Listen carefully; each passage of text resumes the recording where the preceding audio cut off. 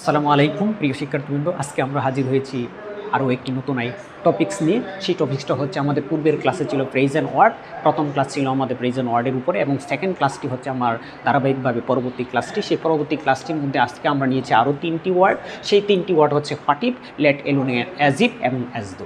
তো আমরা এই 3টা কীভাবে এটা আমরা সহজেই আনসার করতে পারি সেই জিনিসটা আজকে দেখব। ব্ল্যাঙ্কসের পরে সাবজেক্ট, এরপরে হচ্ছে প্রশ্নবোধক চিহ্ন, ব্ল্যাঙ্কসের পরে সাবজেক্ট, এরপরে যদি প্রশ্নবোধক চিহ্ন পাই সেক্ষেত্রে বসবে হোয়াট ইফ। ব্ল্যাঙ্কসের পরে সাবজেক্ট, এরপরে যদি প্রশ্নবোধক চিহ্ন থাকে সেক্ষেত্রে বসবে হোয়াট ইফ।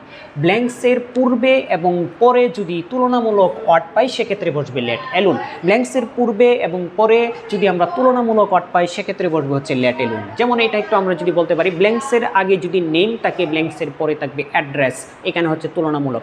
ব্ল্যাঙ্কসের আগে যদি আমাদের লেখা থাকে মোটরসাইকেল, ব্ল্যাঙ্কসের পরে থাকবে এরোপ্লেন। ব্ল্যাঙ্কসের আগে যদি লেখা থাকে বাইসাইকেল, ব্ল্যাঙ্কসের পরে থাকবে মোটরসাইকেল।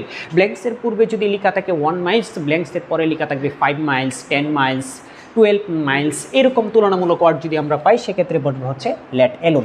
এক্ষেত্রে আমরা আরেকটু সহজ একটা ওয়ে আমরা অবলম্বন করতে পারি। সেই সহজ ওয়েটা হচ্ছে ব্ল্যাঙ্কসের পূর্বে যদি আমরা এরকম একটা কমা পেয়ে যাই সেক্ষেত্রে আমরা লেট এলোন বসাতে পারি।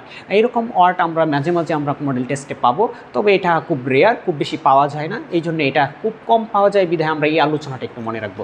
অর্থাৎ আমরা শর্টকাটে যদি আমরা বেশি কিছু কিছু অংশে যদি এটা পাই যে ব্ল্যাঙ্কসের আগে কমা পেয়েছি সেক্ষেত্রে আমরা লেট এলোন বসাই দিব। যদি তুলনামূলক ওয়ার্ড আমরা নিজে নাও বুঝি সেক্ষেত্রে।